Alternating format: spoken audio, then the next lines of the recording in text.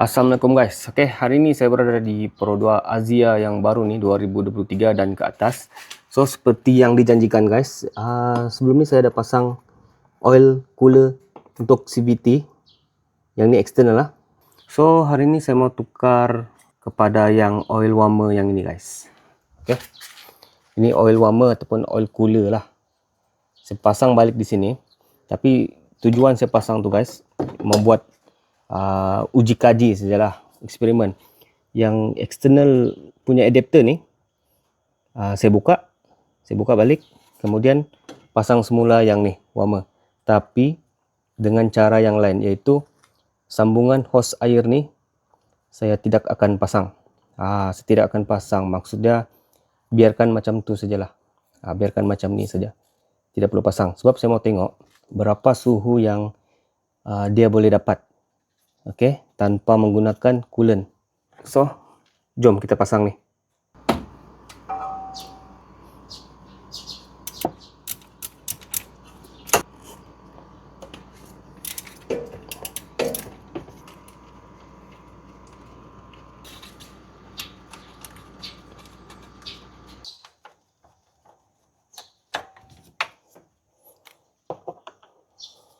Okey, sekarang minyak ada keluar guys. Minyak.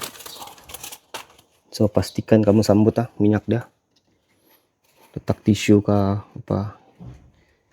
Okey, dia macam ni. Dia memang ada tumpahan sedikit. Tumpahan tu guys, kalau ada tumpahan tu kamu lap. Normal tu kalau ada tumpah. Kalau dia tidak tumpah, itu tidak normal. Okey, sudah siap bersih macam ni.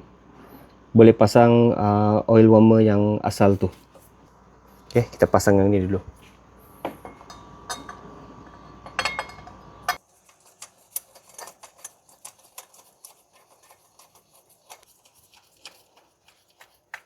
Okey guys, sekarang saya sudah ganti dia punya external cooler menjadi oil warmer yang asal. So, yang ni saya biarkan dulu sebab kita mau tengok dulu guys. Sekarang ni dia memang tidak tekanan lah. Jadi saya letak selotip supaya dia tidak masuk habuk.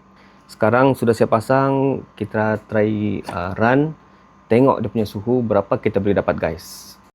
Okey, sekarang enjin tengah hidup guys. Jadi pastikan tiada leaking lah. Okey. Yang ni memang kita biarkan buka, open, sebab ini untuk air guys. Dua pipe ni untuk air. Dulu ni kita biarkan open. Yang ni eksternal yang kita pasang itu hari, kita biarkan dulu. Nanti saya bungkus lah guna plastik. Okey. Sekarang kita tengok suhu gearbox. Okey. Kita gunakan scanner. Okey, untuk cek bahagian gearbox, kita kena masuk TCM lah. Engine untuk bahagian engine. TCM ni transmission control module. Okey, so di sini baca fault code dulu. Fault code okey, clear. Kita baca data stream. Kemudian kita manual select lah. Saya akan cari dia punya temperature. Okey, di sini ada oil temp. Okey guys, sekarang temperature gearbox ialah 37 degree C. Dia punya temperature sekarang lah. Okay, so sekarang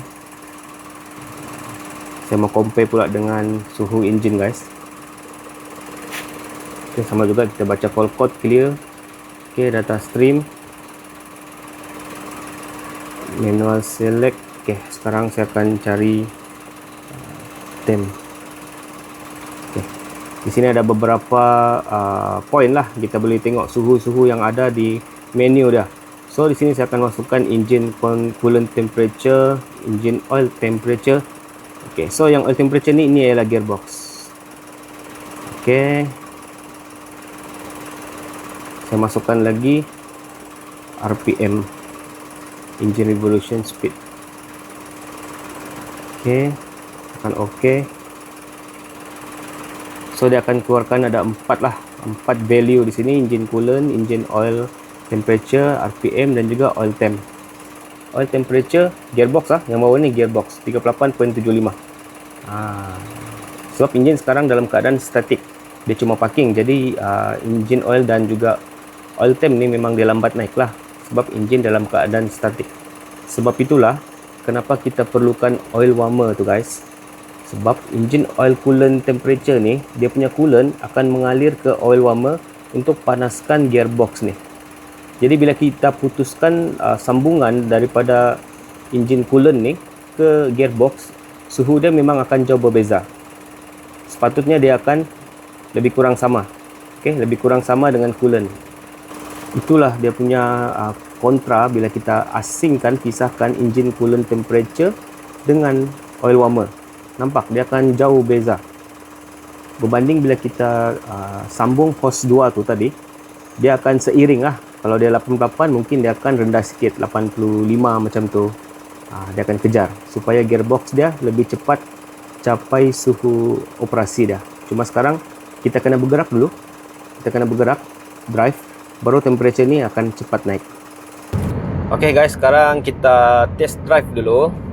Kita bawa santai je dulu guys. Okay, maintain 80-100 dekat highway. So sekarang temperature dia boleh nampak lah. Temperature dia guys 52.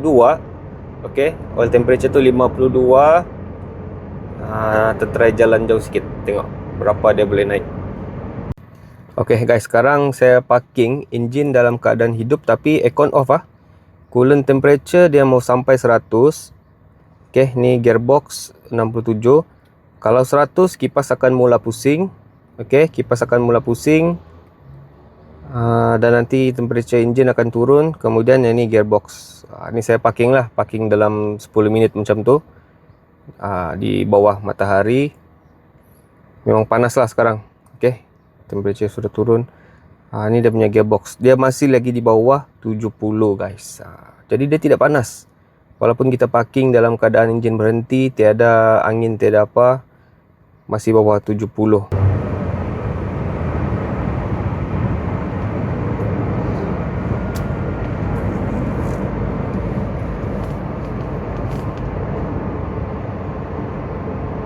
Okay guys, ini ialah temperature yang saya rasa paling tinggi lah.